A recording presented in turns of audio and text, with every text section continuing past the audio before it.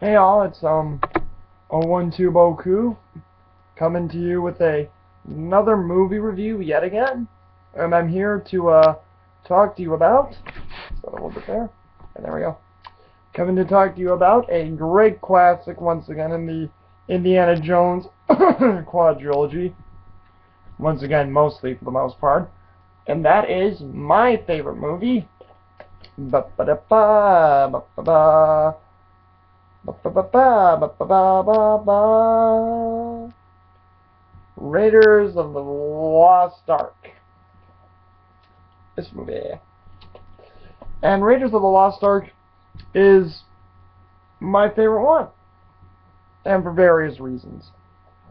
Because, get into some of them, and just great action, great story, great characters, great just everything. It's such a smashing movie.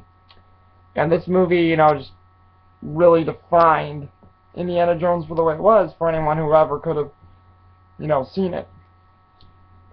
And with this movie, it just gives you so much to it. Sorry? Oh, sorry, yeah. But with Indiana Jones and the Raiders of the Lost Ark, or in this case, just Raiders of the Lost Ark, it didn't have the Indiana Jones title when it first started out, so it was just known as Raiders of the Lost Ark.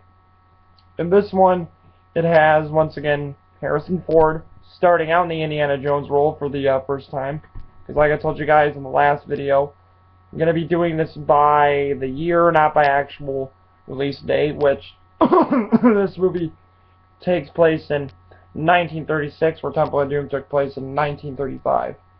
And you have Harrison Ford starting out in the brilliant role of Indiana Jones, which he does a smashing job in.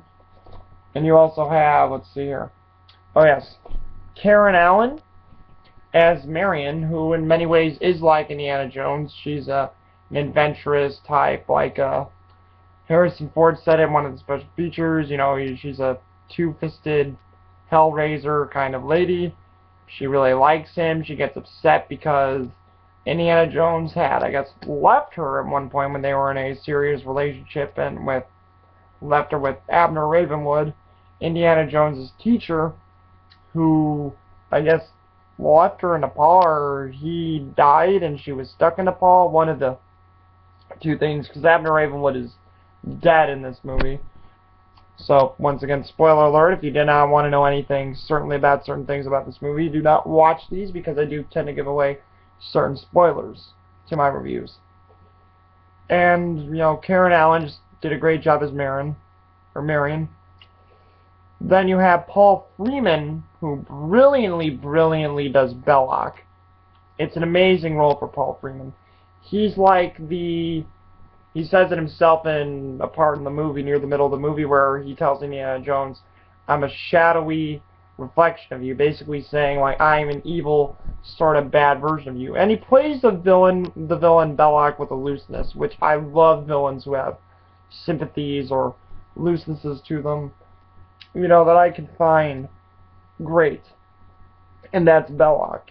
He wants to possess every item that Indiana Jones has. He wants all the riches.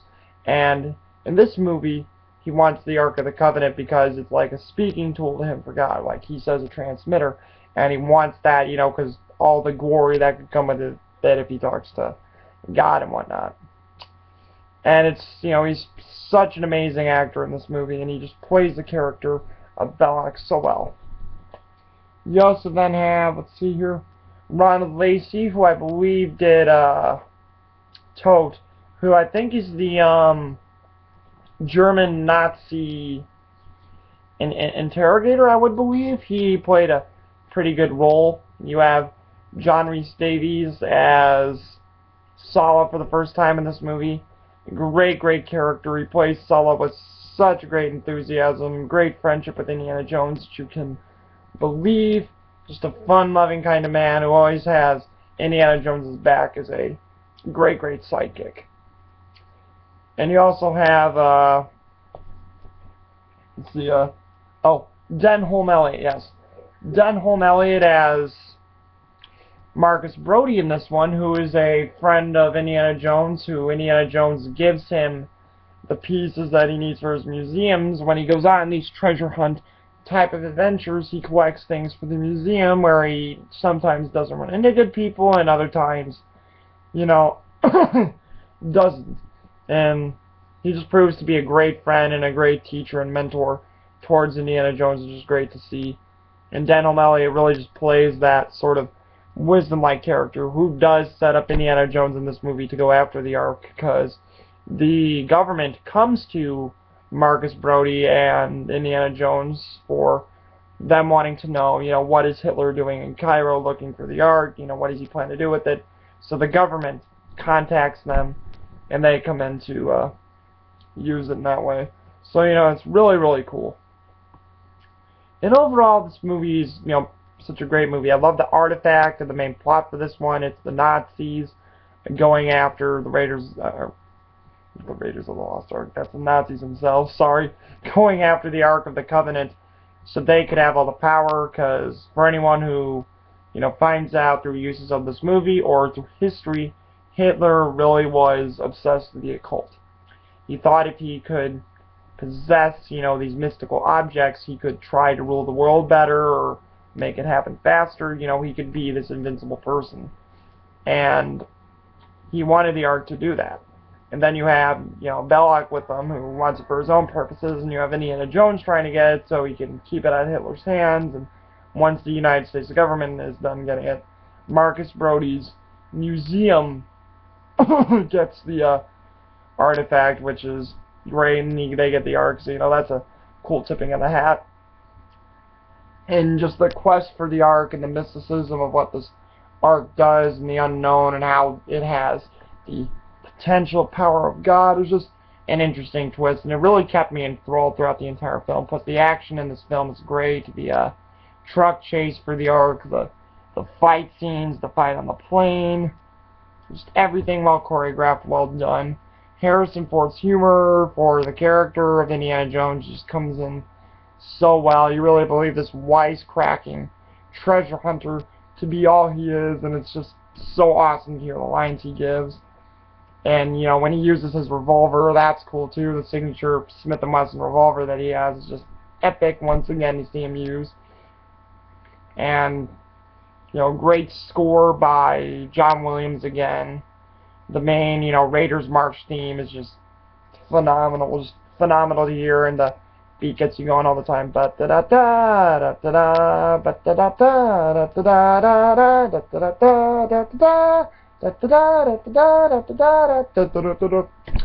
you know, just hearing that. Now, I know I didn't give it justice by doing that, really, but it's just that when you hear that theme, you're so stoked because you know you're in an Indiana Jones movie. And it's just such a great thing to see. And once again, the first ever collaboration for this film between George Lucas and Steven Spielberg is really well done. It's greatly written, greatly supplied. You know, they work together well to make this character. And George Lucas and Philip Kaufman, who wrote the story, and Lawrence Kasdan, of all people, who did the screenplay for this movie, the three of them really just made this movie all that it could be, which was just a high-action adventure movie and very entertaining. And, you know, one of the biggest starts to the 80s blockbusters for that decade in 1981. So, just an overall great film. I would suggest anyone to see it. You know, once again, if you want, you know, tell me about what you thought of Indiana Jones, what do you like about it, what makes it really great, what do you think possibly maybe they could have done better. I don't think they could have done anything better with this film. This film was friggin' great to me. But, you know, just let me know what you guys think and how it goes down for you, and just, you know, let me know how it seems, alright? Okay, guys, I will talk to you later.